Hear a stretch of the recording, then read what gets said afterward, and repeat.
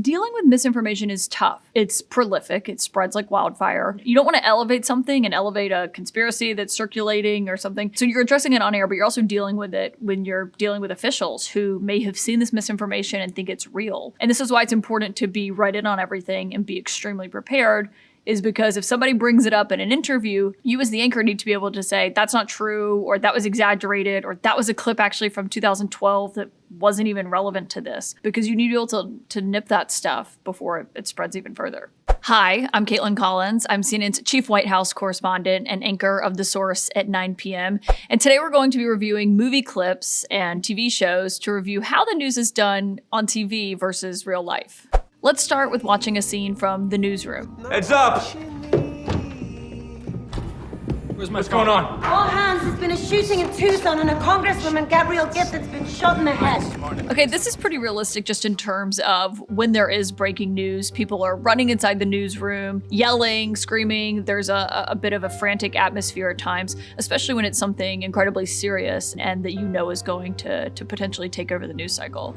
Give me our Tucson affiliate. Charlie Skinner, New York, controls breaking in 15 minutes. Tess? I'm giving you a phone number.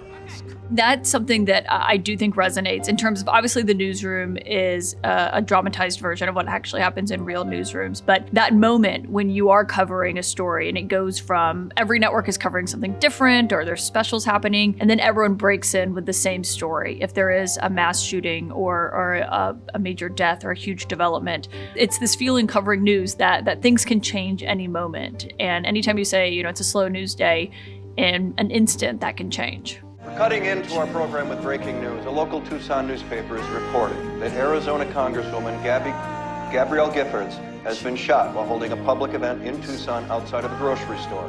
There's such a difference in a regular program and when there is breaking news, because when there's a regular show, you've thought through all the segments and the guests. And as an anchor, I've reviewed, pretty much every word that is in the show that I'm going to be reading that night, the questions that we're going to be asking. But when there's breaking news, you don't have time to do that, because sometimes it happens as you're sitting down in the chair, as it does here. Clearly he has one piece of paper in front of him. He has no information in front of him. And you kind of are sitting down, helming this moment where you have a very limited set of information available to you, and you figure it out on a rolling basis. You don't know who you're going to be talking to next. There are moments in the control room where we've had breaking news happen, and there's one person that is relevant that we want to hear from while they're still calling and getting other guests on air. And you're just with that one person or that one reporter. There's nothing impromptu. It's just totally blank.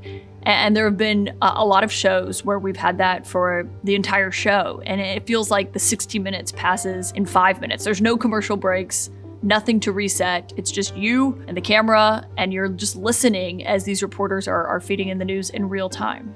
NPR's saying she's dead. Anyone else? No. And she's not dead yet. I think that was a great news instinct actually there, because there are moments where this happens, and when it is breaking news, whether it's a mass shooting or anything, you don't know what's happening, and you don't want to report something erroneously. You want to report as updated and new information as possible, but you don't want to get anything wrong. We've seen moments of this with President Trump's attempted assassination, where you don't know the extent of it. Was he hit? What happened? Obviously with Charlie Kirk, we saw that play out as well, because initially it was shots were fired at a Charlie Kirk event. That doesn't mean that he himself had been shot. You're still waiting to confirm that. Moments later, we confirmed that. But obviously it's chaos happening on the ground in Utah, as we've seen from the videos of the attendees. Then obviously later on, there were videos that surfaced. I think that is something that's changed in terms of the Gabby Giffords shooting and where we are now with social media, that you're watching all of this in real time, trying to discern what's real and what's not. I think obviously with something as grave as this, you wait for official word. It's something you're reporting that's so serious and has such grave consequences that there is no room for error in a situation like this. We're going to show you now an interview Gabrielle Giffords gave just last year. This is Congresswoman Giffords. 30 seconds. What's going on? I'll call security. Every second you're not current, 1,000 people are changing the channel to the guy who is. That's the business you're in. this is real. That during a soundbite sometimes, or when someone's talking, that's when the anchor is getting fed a lot of the information or getting the latest updates that are approved for air, because otherwise in real time, you'll be listening to the control room, but you're also listening to what the guest is saying. And you kind of have to be able to do both at the same time and juggle both to know, first, what's the latest in this breaking news situation, but two, also, what is your guest saying, and making sure you're keyed into that as well. MSNBC, Fox, and CNN all say she's dead. Don, tell them. Don! It's a person. A doctor pronounces her dead, not the news. You as the anchor are in control of what you say. Really, the buck stops with you, because yes, someone may say, this is how we should frame this, or this is the question we should ask. You're the one who actually has to say it and to ask the question. And so I think, with my team personally, everyone throws out ideas or has suggestions, or we debate how to do something, but ultimately it's your call as the anchor as to what you're saying on air. In a moment like this, I mean, he's basically encouraging him, saying, everyone else is reporting that she's dead. We're the ones who are behind. We look slow. And you can see the editorial people seem to be in clear disagreement with him because they don't have it yet. NPR called it wrong. She's alive. She's alive. Well. All right, we're learning now that Giffords is being prepped for surgery, and we have our ACN affiliate at University Hospital now. There's no music playing in the background when this is all happening, just for the record. And now we're going to watch a scene from the morning show. Over 2/3 of its passengers and crew Alex, you okay? with a mysterious illness. What the fuck is she doing? I don't know. I love this moment where the control room is like, what the F is she doing? Obviously, this is a really serious story that she's about to reveal, but, as an anchor, you think about what are they saying in the control room versus what you're doing out on the set. A spokesperson for the cruise line says that they are working. She walks in front of the camera, which is obviously a huge no, that you never walk in front of the camera. Even if you're in commercial break, I walk behind the camera. It's a good lesson to have as a reporter, so that never happens. What's your name? They are, quote, sorry, this cruise Joe? is short of the standards. 15 years I've never met Joe. There are definitely people who don't always know the names of the photojournalists who are behind the cameras. I think a good lesson for every reporter is to always know your PJs. When I started at the White House, they were immensely helpful to me because they're reporters. I mean, they watch everything just as much as we do, and they were instrumental in my success covering the White House. And they're my boys. I love them. The PJs are the best. What the hell? All of the ship's passengers will get a full refund due to the outbreak. Stay on 3. I mean, you can see it in Bradley's face here. She's reading the report about this cruise that she's not even really paying attention to, but like she's also keeping an eye on what's happening beside her. That's actually a skill you do have to have if you're on camera, is to kind of be self-aware of what's happening around you, especially in the press briefing room at the White House. You're delivering a report and speaking to the anchor, but there's 4 people next to you doing the same thing. And you have to have this ability to kind of tune out what is happening around you, but also still be paying attention enough to be aware of if someone's walking into the room, they're trying to hand you something, a piece of paper with information on it. You do have a moment where, despite what's happening in your surroundings, you have to kind of ignore it and just pay attention to the camera. And there are some really bad things going on here. Some really bad things, they're bad people, and... Are we doing this? Yeah. You wanna? We should just tell the truth quickly. They're gonna cut us off. Yes. We have 1 minute. Let's go. Roll the fucking tape. Ignore that, Donnie. Do not roll tape. Stay on the teacup and get everything. It's such a great scene with Jennifer Aniston. I mean, the build up to this moment, I think they did a really good job with. Just dramatically in terms of, she's being self-critical, saying she's never met Joe, the camera operator. Her coworker is trying to kind of hold it down in case she's just having a meltdown. Clearly, this is the moment where it switches, and I think Bradley starts to realize what's about to happen. We would like to share some information about our network. We believe Fred Micklin to have been central in creating an environment that silenced women who came forward to complain about sexual misconduct. Those motherfuckers! No!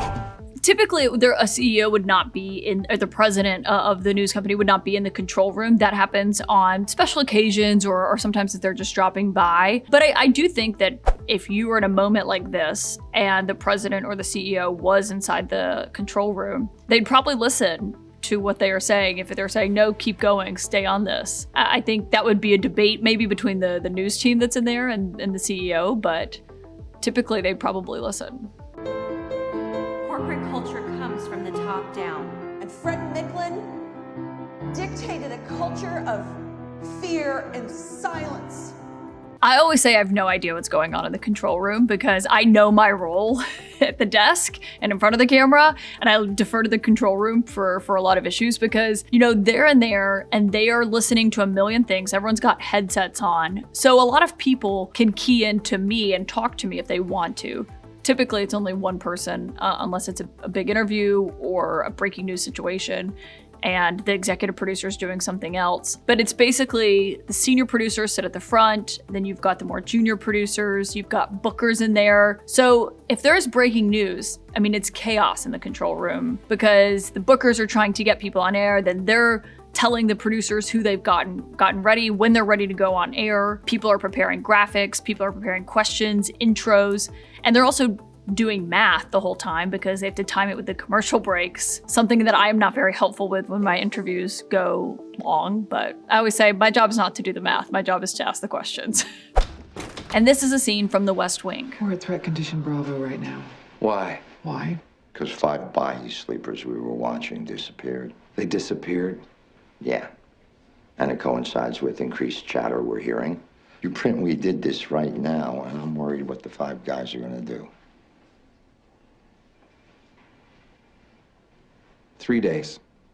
And I get an exclusive on the sleepers. Done. This scene is actually really interesting because I do think that happens to a degree where there have been moments where people try to get you not to report things. And there are moments where you hear officials say, it's a national security matter, you shouldn't report on it for this reason. Is that sometimes the case? I do think so. Is it usually the case? Probably not. I think when Trump got COVID and he tested positive, we heard from people who said, it was a national security issue to report before that people around him had gotten COVID. Obviously, it was relevant to the president's health. We reported it anyway. But there were moments where people they'll try anything to get you not to report what you're reporting, I think. And so you have to be good at discerning as a reporter what's truth, what's bullshit, what's spin.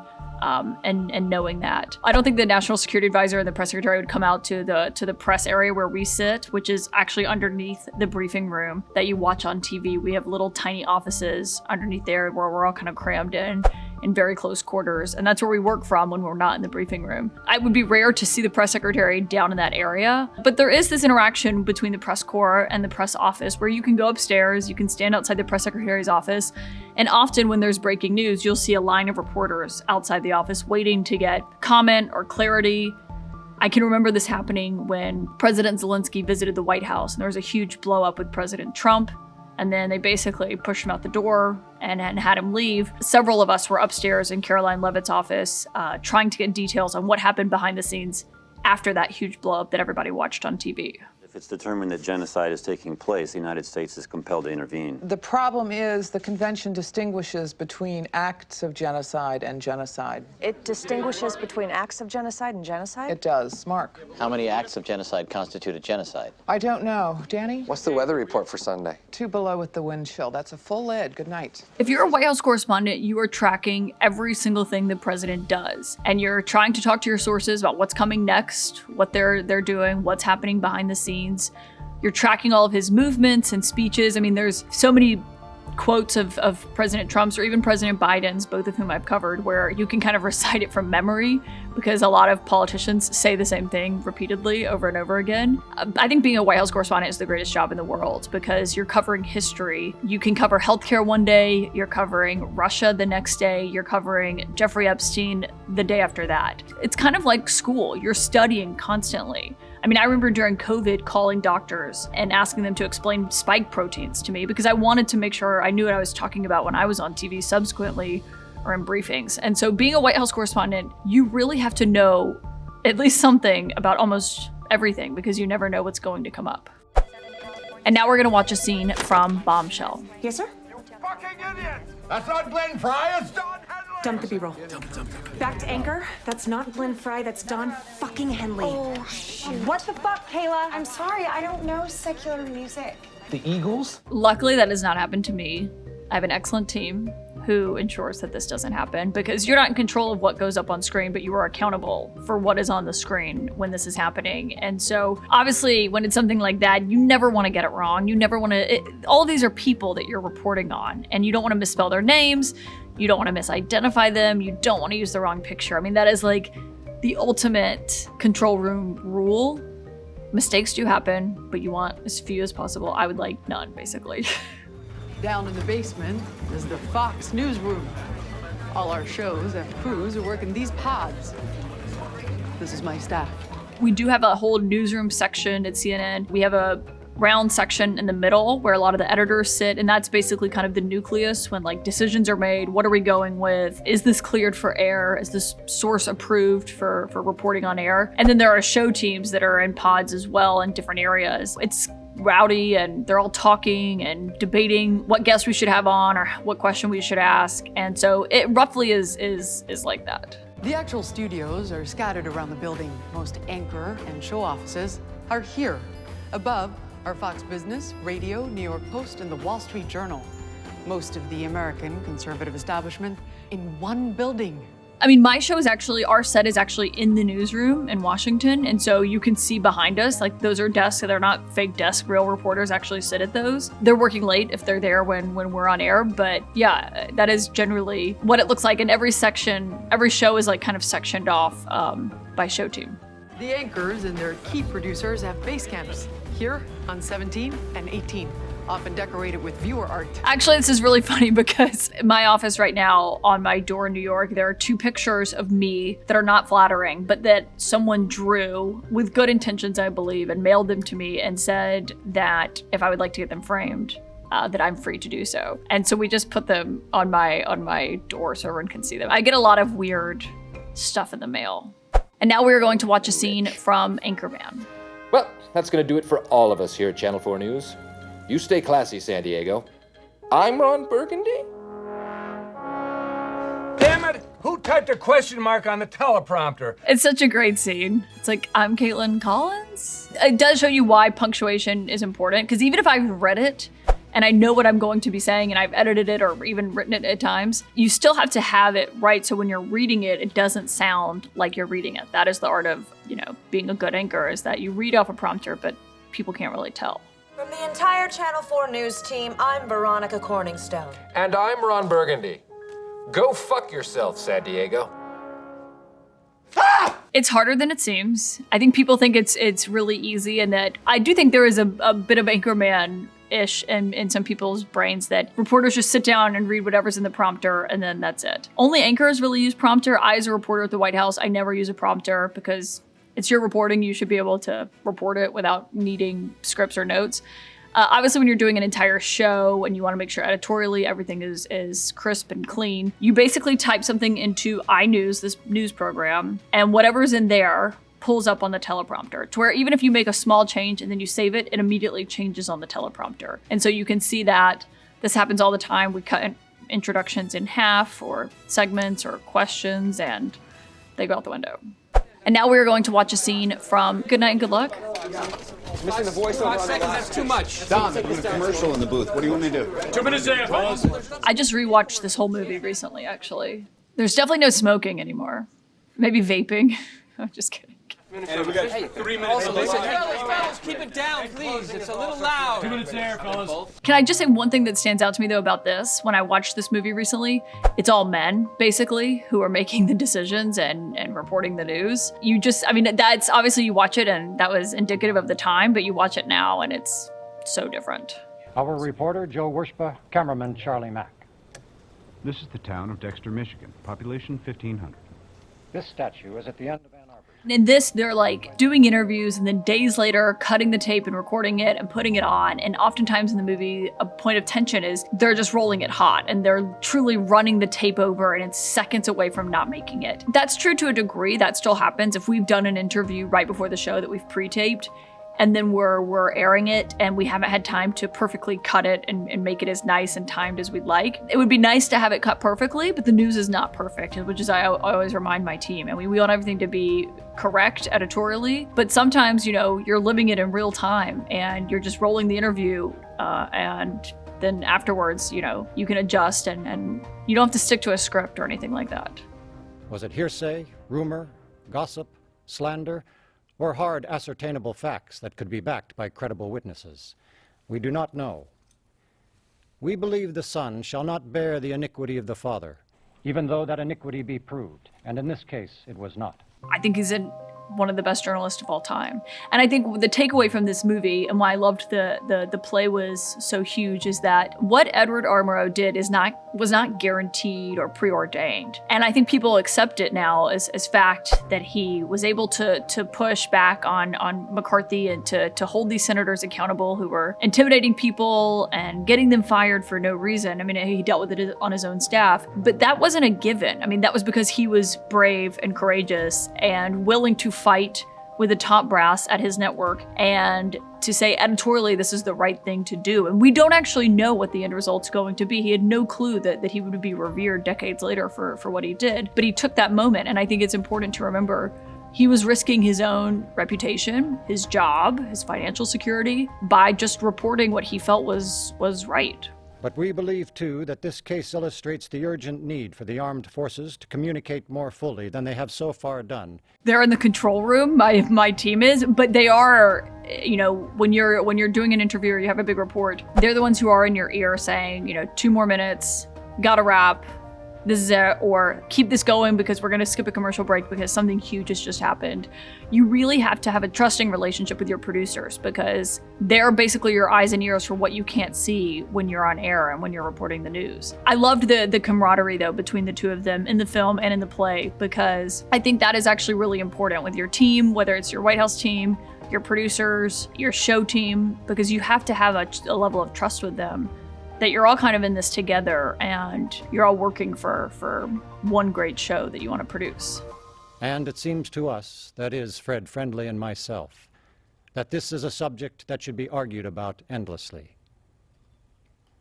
Good night and good luck. I mean, I probably laughed the hardest at Anchorman because this is like my dad's favorite movie and his perception of what news was when I started. And I love having like my family come into the newsroom and to CNN to see like what it's actually like behind the scenes, because I think that there's so much more behind the scenes than people realize, than you just sitting down or people telling you what to ask and what to say. That's just not how it works. But I do love that. And unfortunately, I think because Anchorman is so popular that it is now in the lexicon that people think that's a newsroom with Ron Burgundy and Veronica Corningstone. Most meaningful, probably Good Night and Good Luck, because I do think Edward Murrow's work is instrumental, and it's such a classic film, but it still resonates today because all of the undertones of what's in there and the messages and what the work that they were doing was still resonates.